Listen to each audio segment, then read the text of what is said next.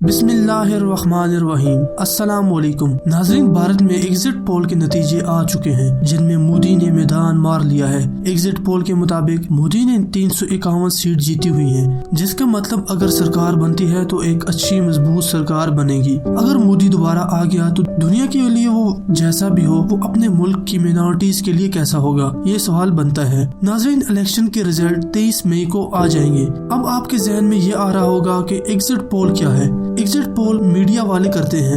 جب لوگ ووٹ ڈال کر آتے ہیں تو یہ ان سے پوچھتے ہیں کہ ووٹ کس کو دیا ہے، پھر ایگزٹ پول تیار کیا جاتا ہے اور تمام میڈیا والے اسے اپنے طریقے سے تیار کرتے ہیں، جبکہ میجارٹی میڈیا والوں کو ایگزٹ پول کے نتیجے میں مودی نے 351 کے قریب سیٹیں جیتی ہوئی ہیں۔ مودی ایک خاص مقصد کے لیے لایا جا رہا ہے اور وہ ہے ہندو ایجنڈا۔ ناظرین، ہندو ایجنڈے کے مطابق ہندوستان میں صرف ہندو ہی رہ سکتے ہیں اور تمام ہندوؤں کے علاوہ مذاہب والے لوگوں کی کوئی جگہ نہیں۔ یہ چیز بی جے پی کے منشور میں شامل ہے۔ ہندوؤں میں صرف بڑی ذات والے حاکم ہو سکتے ہیں۔ اس ایجنڈے کے مطابق سکھ، عیسائی اور مسلم کو ہندوستان چھوڑنا پڑے گا اور ساتھ میں نچلی ذات والے ہندوؤں کو اپنے ملک میں غلام رہ کر زندگی گزارنی پڑے گی۔ اگر سکھ، عیسائی اور مسلم ہندوستان میں رہنا چاہتے ہیں تو پھر انہیں بھی غلام ہو کر رہنا پڑے گا۔ ناظرین، ایک ایسی غلامی جو پرانے زمانے میں ہوا کرتی تھی، جس میں نہ آپ کو سرکاری نوکری ملے گی اور نہ ہی آپ کا نمائندہ اسمبلی میں جا سکے گا، نہ ہی آپ اپنی پراپرٹی بنا سکتے ہیں اور نہ ہی کوئی اپنے نام کا کاروبار کر سکتے ہیں۔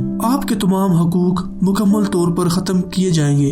اسی طرح سکھ اور عیسائی اور دوسرے مذاہب کے لوگوں کے حقوق ختم کر دیے جائیں گے۔ ناظرین، یہ کوئی خیالی بات نہیں کہ ایسا ہوگا۔ جن ریاستوں میں پہلے بی جے پی کی سرکار تھی، انہوں نے وہیں پر مسلمانوں کے ووٹ کا حق ختم کر دیا تھا۔ 2019 کے الیکشن میں انہیں ووٹ ڈالنے کی اجازت بھی نہ تھی۔ راجستھان کے کئی علاقوں میں بسنے والے مسلمانوں کے ووٹ کا حق ختم کر دیا گیا تھا اور پھر اتر پردیش کے مسلمانوں کا بھی حق مکمل طور پر ختم ہو چکا ہے۔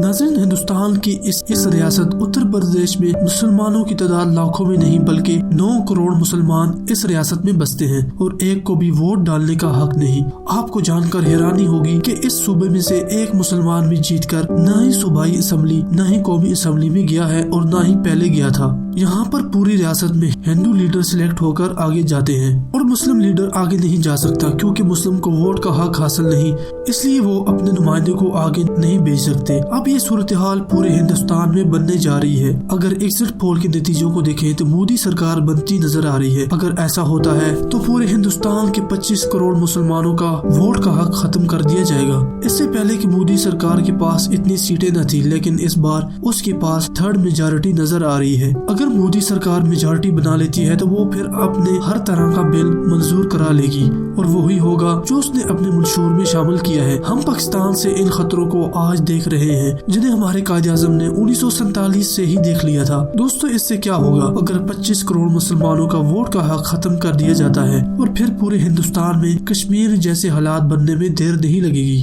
مسلم اس جہنم سے نکلنے کے لیے پاکستان 2 بنانے کی تیاری کریں گے۔ کچھ مسلمانوں نے اس تحریک کو بھی شروع کر دیا ہے، جس میں کشمیر کے ایک مفتی نے یہ فتویٰ بھی جاری کر دیا تھا کہ ہندوستان کے مسلمانوں کے لیے ایک الگ اور پاکستان بننا چاہیے۔ پھر ان کے ساتھ کیا ہوا وہ ایک بہت دردناک داستان ہے، لیکن انہوں نے ہندوستان کے اندر ایک سوچ کو جنم دے دیا ہے۔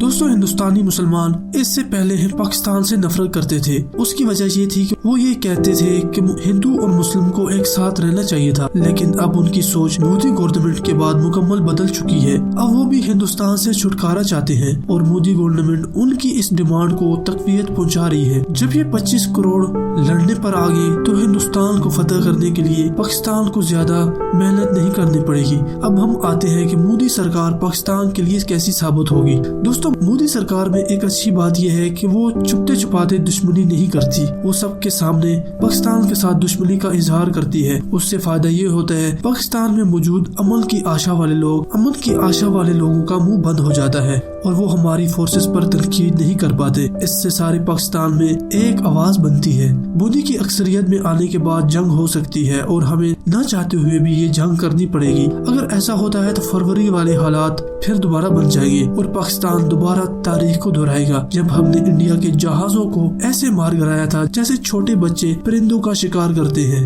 اگر پھر جنگ ہوئی تو آخری مارکا ہوگا اور اس مارکے کی سرخروئی ہمارے نبی صلی اللہ علیہ وسلم نے 1400 سال پہلے ہی ہمیں سنا بنا دی تھی۔ دوستو آج کا یہ تجزیہ آپ کو کیسا لگا؟ اپنے دوستوں کے ساتھ بھی شیئر کیجیے اور اپنی قیمتی آراء ضرور دیجیے۔ ہمیں اجازت دیں، خدا حافظ۔